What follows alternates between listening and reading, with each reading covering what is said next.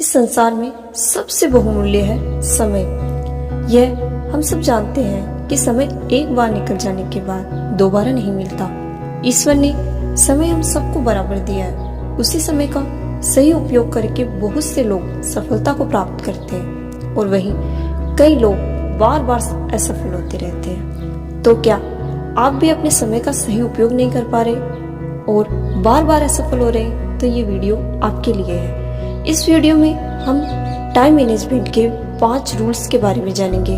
तो आइए वीडियो की शुरुआत करते हैं। टाइम मैनेजमेंट का पहला रूल है समय की लॉगबुक रखें। जिस तरह आप पैसों का बजट बनाते हैं उसी तरह समय का भी बजट बनाएं। बजट बनाने के लिए आपको ये हिसाब लगाना होगा कि आपका पैसा कहाँ खर्च हो रहा है। समय के मामले में भी यही नीति अपनाएं। एक डायरी लें, एक सप्ताह तक का रिकॉर्ड रखें कि आप किस काम में कितना समय खर्च कर रहे हैं। ड्राइवरों की भाषा में इसे लॉगबुक कहा जाता है, जिसमें वे लिखते हैं कि गाड़ी कितने किलोमीटर चली और कहाँ तक चली।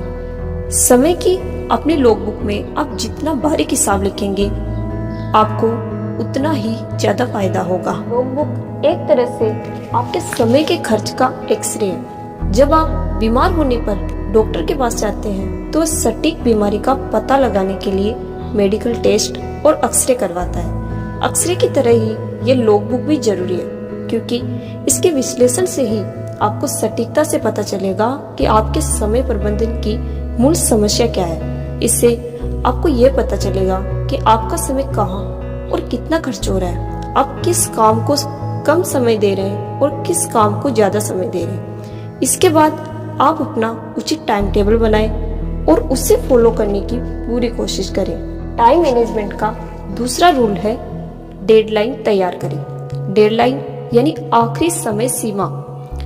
आप अपने कार्यों की डेडलाइन तैयार करें। यह सोचें कि कोई काम कितने समय में किया जा सकता है। डेडलाइन यानी काम पूरा करने की आखिरी तारीख तय कर लें। शुरुआत में आपको थोड़ी दिक्कत आएगी, लेकिन कुछ समय बाद आपको डेडलाइन के भीतर और उससे पहले ही काम पूरा करने की आदत पड़ जाएगी। डेडलाइन तय करना एक ऐसी लाभकारी आदत है जिससे आप जीवन के हर क्षेत्र में ज्यादा तेजी से तरक्की कर सकते हैं। आखिर डेडलाइन में सब क्या होता है जिससे आपकी क्षमता बढ़ जाती है और आप ज्यादा तेजी से काम पूरा कर लेते हैं? देखिए, पहली बात यह है कि इससे आपको एक स्पष्ट लक्ष्य मिलता है और हम सभी जानते हैं कि स्पष्ट लक्ष्य होने पर हम ज्यादा तेज काम कर सकते हैं। दूसरे, इससे आप एक योजना बनाते हैं और उस पर चलने के लिए खुद को अनुशासित करते हैं। तीसरे, डेडलाइन उस काम पर आपके दिमाग को केंद्रित रखती है, जिससे आप उसे समय सीमा में पूरा करने के नए नए तरीके सोच सकते हैं। मान लें सामान्य स्थिति में आप 6 मिनट में 1 किलोमीटर दौड़ते हैं, लेकिन अगर कोई खूंखार कुत्ता आपका पीछा कर रहा हो तो आप कितनी तेज भागोगे? जाहिर है आप 6 मिनट से बहुत कम समय में 1 किलोमीटर की दूरी पूरी कर लेंगे। आपके पीछे खूंखार कुत्ता जो है, डेडलाइन को भी ऐसा ही खूंखार कुत्ता माने, जो आपसे ज्यादा तेजी से काम करा सकती है।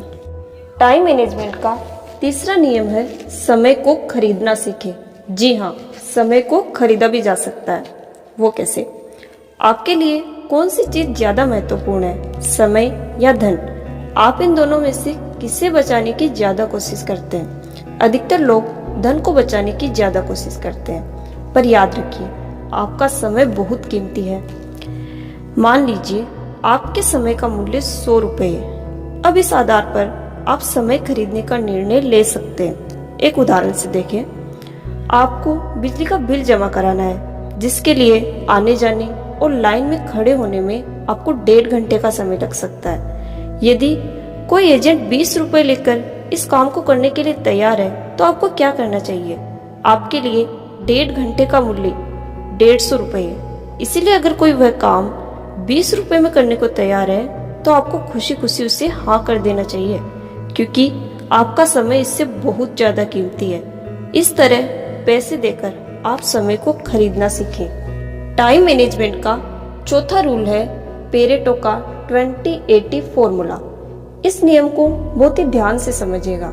इस नियम के अनुसार 20% काम ऐसे हैं जो हमें 80% रिजल्ट देते हैं और 80% काम जो सिर्फ 20% ही रिजल्ट देते हैं। अधिकतर लोग इन 80% कामों में उलझे रहते हैं जो सिर्फ 20% ही रिजल्ट देते हैं। हमें अपने उन 20% कामों को देखना है जो 80% रिजल्ट देते हैं, ताकि छोटे मोटे इधर उधर के कामों में हमारा समय बर्बाद न हो और उन 20% कामों को करके हम 80% रिजल्ट प्राप्त कर सकें। टाइम मैनेजमेंट का 5वां रूल है सापेक्षता का नियम। सापेक्षता का नियम क्या कहता है?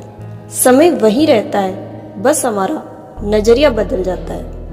आपने प्राय देखा होगा कि बच्चे जब वीडियो गेम खेलते हैं तो उन्हें भूख प्यास का एहसास ही नहीं होता। उन्हें पता ही नहीं चलता कि कब 2 घंटे गुजर गए।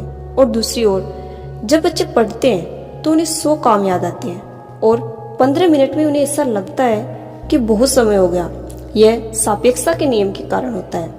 अपना प्रिय और मनपसंद काम करते समय आपको समय का एहसास ही नहीं होता, क्योंकि तब आप लय में होते हैं, जिसे मनोवैज्ञानिक फ्लो में रहना कहते हैं। इस समय आप जो काम करते हैं वह सहज ही बेहतरीन होता है, क्योंकि आप बिना कोशिश किए सर्वश्रेष्ठ कार्य करते हैं। बेहतर यही है कि आप सापेक्षता के नियम को ध्यान में रखकर अपने काम को दिलचस्प बनाने के तरीके खोजें, ताकि आप लय में काम कर सकें। अपने सबसे महत्वपूर्ण काम को दिलचस्प बनाएं और दिलचस्प मानें। मान लें कि आप सेल्समैन हैं और आपको अपने काम से नफरत है। ऐसे में आप 1 घंटा काम करने से ही थक जाएंगे, सोचेंगे कि बाकी का काम आप कल कर लेंगे। दूसरी ओर यदि आप अपने लक्ष्य को ध्यान में रखते हैं, अपने पिछले रिकॉर्ड से प्रतिस्पर्धा करते हैं और आज एक नया कीर्तिमान बनाना चाहते हैं, तो आपको यह एक दिलचस्प खेल लगेगा, जिससे आप में नई ऊर्जा का संचार होगा और आप अपने काम के अंत में खुद को पुरस्कार का लालच भी दे सकते हैं। यदि आपको पता होगा कि ये काम पूरा होने के बाद आप कोई फिल्म देखने जाएंगे या पसंदीदा डिनर करेंगे, तो इससे आपको प्रेरणा मिलेगी और काम में आपकी दिलचस्पी भी बढ़ेगी। तो ये थे हमारे टाइम मैनेजमेंट के 5 नियम। इन नियमों की सहायता से आप समय का सही उपयोग सीख जाएंगे। धन्यवाद।